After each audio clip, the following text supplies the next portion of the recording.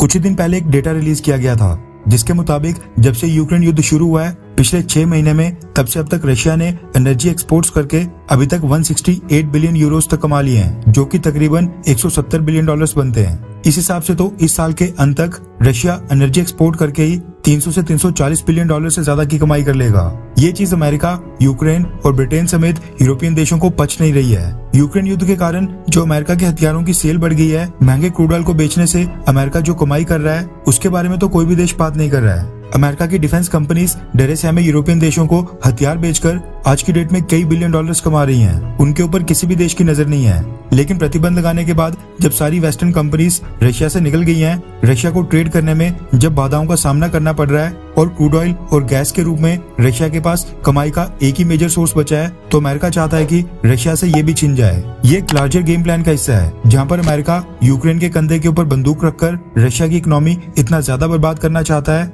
कि रशिया आने वाले कई दशकों तक अपने पैरों के ऊपर ही खड़ा ना हो पाए। लेकिन इस स्ट्रेटेजी के बीच में भारत और चाइना आ खड़े हुए हैं। जिस समय यूरोपियन देशों ने रशिया से एनर्जी इंपोर्ट्स बंद कर दिए थे, उस समय चाइना और खासकर भारत ने रशिया को क्रूड ऑयल के कई सारे ऑर्डर प्लेस किए। चाइना को तो चलो समझ आता है, वो अमेरिका के खिलाफ जाकर रशिया को जरूर सपोर्ट करेगा, लेकिन यहाँ पर सबकी नजरें थी भारत के ऊपर, क्योंकि हमारे अमेरिका और वेस्टर्न देशों के साथ भी काफी अच्छे संबंध हैं। भारत जो कि पहले ना के बराबर रशियन ऑयल परचेज किया करता था, आज की डेट में रशिया हमारा दूसरा सबसे बड़ा क्रूड ऑयल सप्लायर देश बन गया है। हमने न सिर्फ रशिया को क्रूड ऑयल की पेमेंट की है, बल्कि रशिया को आर्थिक तौर पर घुटनों पर नीचे गिरने से बचाया है। रशिया से क्रूड ऑयल परचेज करने और भारत के रशिया को सपोर्ट करने का मुद्दा लगातार इंटरनेशनल मीडिया में डिस्कस किया जा रहा है। ऐसे में भारत की फाइनेंस मिनिस्टर निर्मला सीतारमन जी ने भी इसके ऊपर एक स्टेटमेंट दी है। रेफरेंस के लिए आपकी स्क्रीन के ऊपर एनडीटीवी इंडिया के आर्टिकल का स्क्रीनशॉट है, जिसके मुताबिक निर्मला सीतारमन जी ने बोला है कि रशिया से ऑयल इंपोर्ट्स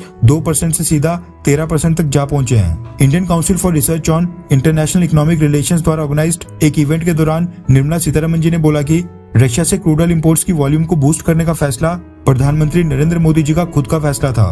उन्होंने बताया कि इसका क्रेडिट पीएम मोदी जी को दिया जाना चाहिए कि उन्होंने इस समय रशिया से क्रूड ऑयल परचेज करके इतनी करेज यानी इतनी हिम्मत दिखाई, और इससे इन्फ्लेशन मैनेजमेंट यानी महंगाई को कंट्रोल करने में मदद तो मिली, लेकिन भारत के इंपोर्ट बिल को भी कम किया जा सका।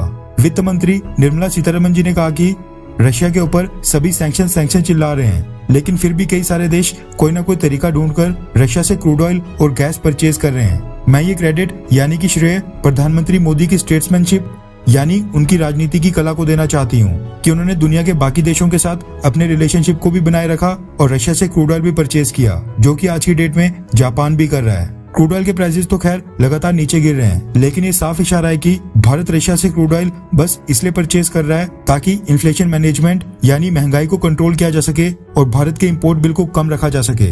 निर्मला सीतारमन जी ने क्रेडिट यानी कि श्रेय प्रधानमंत्री मोदी को दिया है, लेकिन आपको क्या लगता है कि क्या फॉरेन पॉलिसी के मामले में प्रधानमंत्री मोदी अब तक के भारत के सबसे बेस्ट प्राइम मिनिस्टर हैं, हाँ या फिर नहीं? नीचे कमेंट करके अपनी राय जरूर बताएं।